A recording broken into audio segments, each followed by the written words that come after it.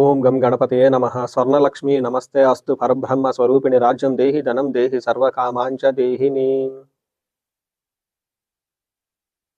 గణపతి మనందరికీ మంచి బుద్ధిని ఇవ్వాలి, చక్కటి విజ్డమ్ మనకి ఇవ్వాలి.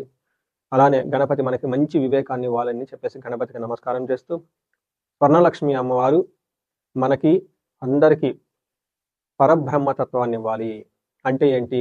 ఎప్పుడు మనం చక్కగా ఆనందంగా శోభాయమానంగా దివ్యంగా ఉండాలి. ప్రతిదీ మనకి ఈ సృష్టిలో దివ్యంగా మన కళ్ళకు కనపడుతూ ఉండాలి, పవిత్రంగా మన కళ్ళకు కనపడుతూ ఉండాలి, ఎప్పుడు నవ్వుతూ ఉండాలి. ఇలాంటి యొక్క భావం రావాలంటే స్వర్ణలక్ష్మి అమ్మవారి యొక్క కృపా కటాక్షం ఉండాలి.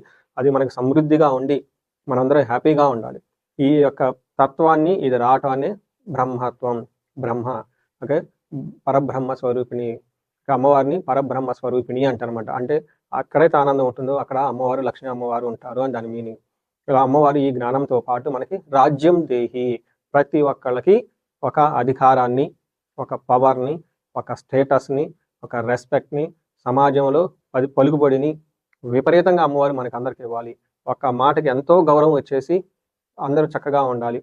అలాంటి ఒక గొప్ప రాజ్యాన్ని మన అందరికీ కలిగించాలి అమ్మవారు. అలానే అమ్మవారు ధనం దేహి, స్వర్ణలక్ష్మి అమ్మవారు మనకి ఎక్కడుంటే అక్కడ విపరీతమైన ధనం ఉండాలి. మనం ఇంట్లో ఉంటే ఇంటి నిండా ధనం ఉండాలి, ఆఫీస్కి వెళ్ళిపోతే ఆఫీస్ నిండా ధనం ఉండాలి, మార్కెట్కి ఎక్కడికి వెళ్తే అక్కడ అంతా ధనమయమై ఉండాలి. అంతేకాదు మనం వ్యాలెట్లు వాడినా, బ్యాంక్ అకౌంట్లు వాడినా, కొనాలనుకున్నా ఎప్పుడు ఎంత బ్యాలెన్స్ ఉంది అని చూసుకునే అవసరం లేదు. కొనేయటమే మనకి ముఖ్య ఉద్దేశం అన్నట్లుగా ఉండాలి.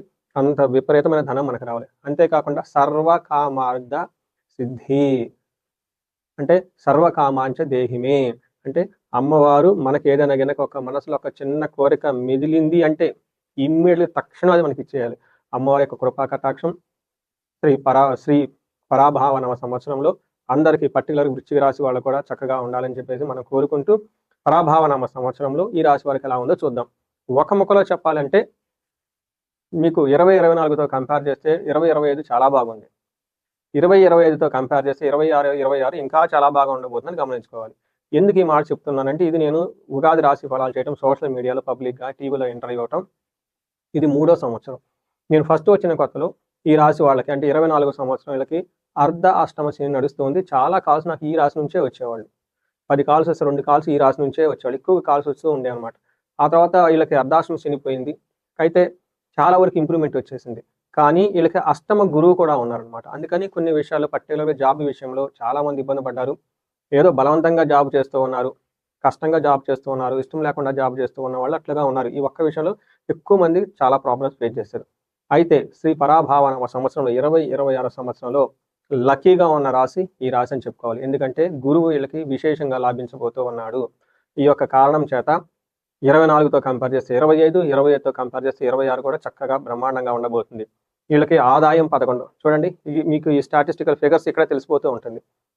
వీళ్ళకి ఇందులో ఉన్న నక్షత్రాలు కనుక చూసుకుంటే విశాఖ 4వ పాదం, అనురాధ 1, 2, 3, 4 పాదాలు, జ్యేష్ఠ 1, 2, 3, 4 పాదాలు అంతా ఈ వృశ్చిక రాశిలో ఉంటారు. పేరు బలం కనుక చూసుకుంటే వీళ్ళకి తో, నా, నీ, ను, నో, యా, ఈ, యు ఈ లెటర్స్ అంతా కూడా వృశ్చిక రాశిలో ఉంటారు.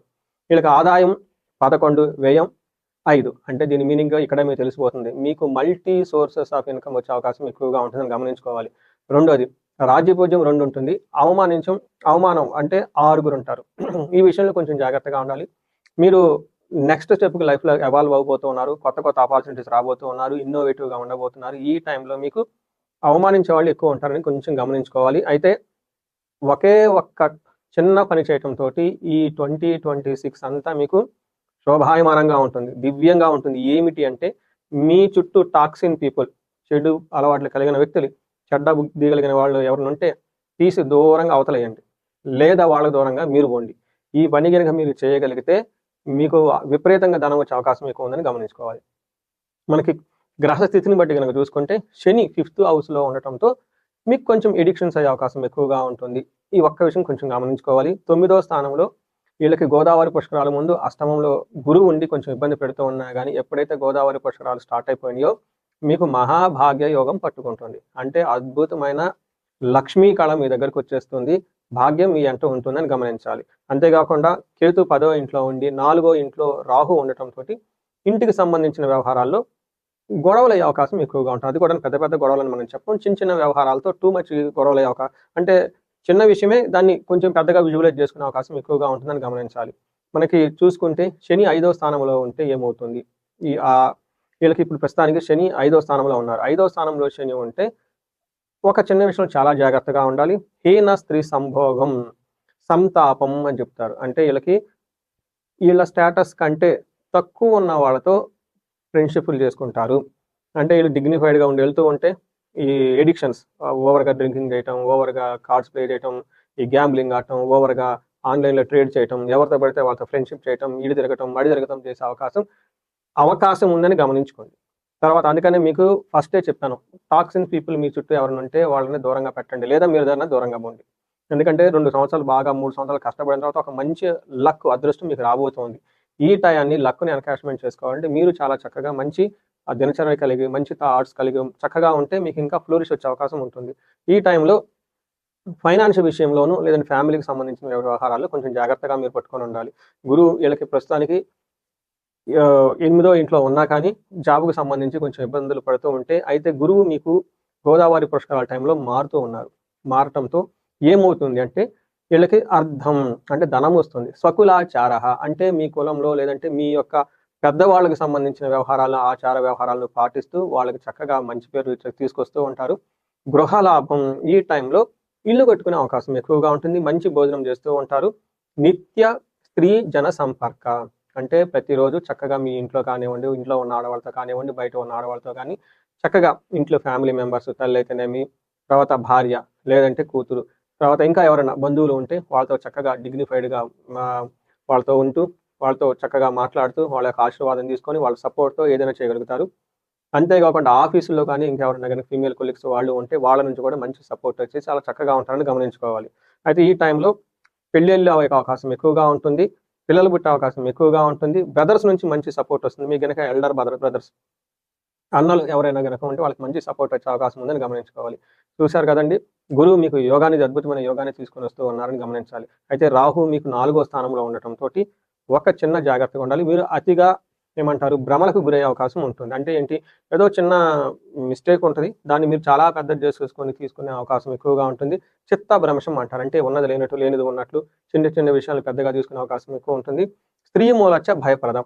అంటే ఇంట్లో గానివ్వండి, బయట గాని సంబంధించిన స్త్రీలకు సంబంధించి ఏదైనా గనక ప్రాబ్లమ్ ఉంటే తద్వారా బాగా భయానికి గురయ్యే అవకాశం ఎక్కువ ఉంటుందని గమనించుకోవాలి. ఇన్ కేస్ ఎవరైనా గనక ఈ రాశిలో పుట్టిన లేడీస్ ఉంటే మీకు జెంట్స్ నుంచి ఫుల్ సపోర్ట్ వస్తుంది. అది ఇంట్లో ఉన్న ఫాదర్ కానివ్వండి, లేదంటే బ్రదర్స్ కానివ్వండి, ఎవరైనా గాని అలానే మీరు ఆఫీస్‌లో ఉన్న కొలీగ్స్ కానివ్వండి, ఎవరైనా సరే మీరు బయట గనక ఇంట్లో బయట జెంట్స్ నుంచి ఫుల్ సపోర్ట్ వచ్చేసి చాలా చక్కగా మీకు ఎంకరేజ్‌మెంట్ ఇచ్చేసి బాగా మీకు కావాల్సిన విధంగా సపోర్ట్ చేసే అవకాశం ఉంది.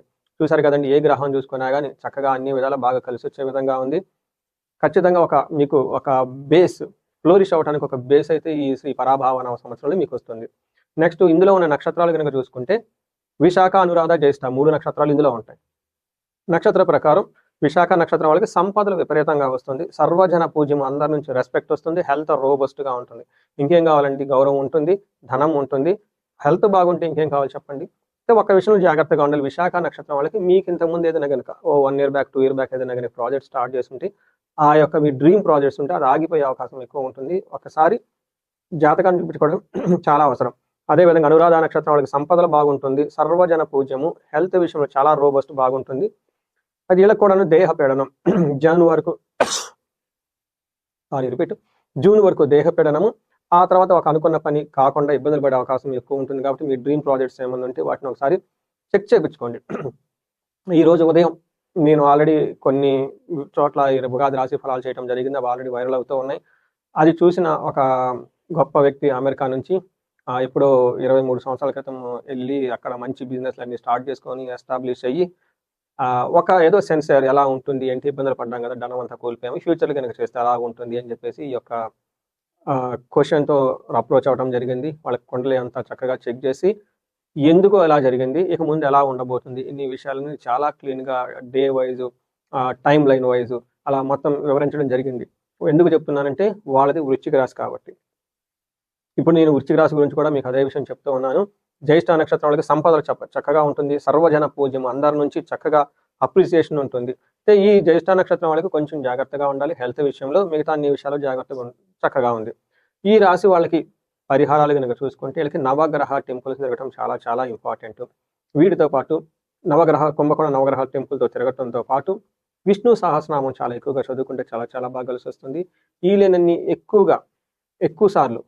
ఎక్కువ సార్లు గురువుకి సంబంధించిన శుశ్రూష అంటారు. గురువు గారికి సేవ చేస్తే చాలా కలిసొస్తుంది. ఎనివే గురువు మీకు లక్కునిస్తున్నారు కాబట్టి, ఈ గురువు ఇంకా మీకు లక్కునివ్వటం గురించి ఆశ్రమాలు తిరగటం, తర్వాత చక్కగా భగవద్గీత లాంటి ఎన్నో ఆధ్యాత్మిక గ్రంథాలను చదవటము, రాత్రిపూట పడుకోబోయే ముందు ఏదైనా ఒక స్పిరిచువల్ బుక్ గనుక మీరు చదవగలిగితే చాలా బాగుంటుంది. టాక్సిన్ పీపుల్‌కి first and foremost pre requisite వాళ్ళని దూరంగా పెట్టడం, లేదా మీరు దూరంగా ఉండజేయగలిగితే మీరు అద్భుతాలు సృష్టించే ఒక శ్రీ పరాభావ సంవత్సరంలోకి మీరు ఎంటర్ అవబోతూ ఉన్నారు. ఇది కాకుండా మీ యొక్క ఇండివిడ్యువల్ జాతకంలో ఇందాక చెప్పిన విధంగా ఎక్కడైనా గనక ఏదైనా ప్రోగ్రెస్ ఆగిపోయి, లేదంటే ఎంత సెన్స్ అవ్వటం లేదు, కంపారిటివ్‌గా బాగలేదు, ఇండివిడ్యువల్‌గా ఇంకా ఏదైనా గనక ప్రాబ్లమ్ ఉందనిపిస్తే మీ యొక్క ఇండివిడ్యువల్ జాతకం చూపించుకోవడం చాలా చాలా చాలా ఇంపార్టెంట్. ఎవరిదైతే ఏజ్ 35-45 ఉందో ఈళ్ళకి మీకు సక్సెస్‌ఫుల్ ట్రాక్ రికార్డ్ ఉంటుంది 10 ఇయర్స్. ఎక్స్‌పీరియన్స్ కూడా ఉంటుంది. మరి ఎక్స్‌పీరియన్స్ ఉండి ఇది ఉండటానికి మళ్ళా మీరు స్టాగ్నెట్ అవ్వడానికి గల కారణం ఏంటి? దానికి మనకి మిడ్ లైఫ్ క్రైసిస్ అని చెప్తూ ఉంటారు. కానీ ఇక్కడ మిడ్ లైఫ్ క్రైసిస్ అనేది కాదు. అదొక టైటిల్ పెట్టి అలా పక్కన పెట్టేశారు. హార్మోనల్ చేంజెస్ అది అని. ఈ టైంలో ద మోస్ట్ ఇంపార్టెంట్ ఏంటంటే జ్యోతిష శాస్త్రం ప్రకారం మీకు శాపాలు యాక్టివేట్ అవుతాయి. ఇన్ కేస్ మీకు పితృశాపం, మాతృశాపం, బ్రహ్మ శాపం, గురు శాపం ఇలా 9-11 రకాల శాపాలంటే అవి ఏమైనా గనక స్త్రీ శాపం ఇవి గనక ఏమైనా యాక్టివేట్ అయ్యి ఉన్నాయా? మీకు నడుస్తున్న దశాభుక్తిగా అనుసంధానంగా ఉన్నాయి అది చూసుకోవాలి. అవి కాకుండా గ్రహ దోషాలు ఏమైనా ఉన్నాయా? కాలసర్పదోషం, సర్పదోషం ఇలాంటి ఇంకా ఏమైనా దోషాలు ఉన్నాయా? ఈ టైంలో మీ యొక్క దశాభుక్తికి అనుగుణంగా అవి ఏమైనా యాక్టివేట్ అయ్యి ఉన్నాయా? అవి చూసుకొని వాటిని కర్మల్ని క్లీన్ చేసుకుంటే జీవితంలో వృశ్చిక రాశి వాళ్ళు 10 రెట్లు ఖచ్చితంగా ముందుకెళ్ళే అవకాశం ఉందని గమనించుకోవాలి. ఈ రాశుల వారికి అష్టైశ్వర్యాలు కలగాలి, భోగభాగ్యాలు కలగాలి, సుఖంగా ఉండాలి శ్రీ పరాభావనామ సంవత్సరం అని తెలుసుకుంటూ, ఆశీర్వదిస్తూ, అమ్మవారి యొక్క కృపగా మీకు కూడా ఉండాలని ప్రార్థిస్తూ అమ్మవారిని నమస్తే.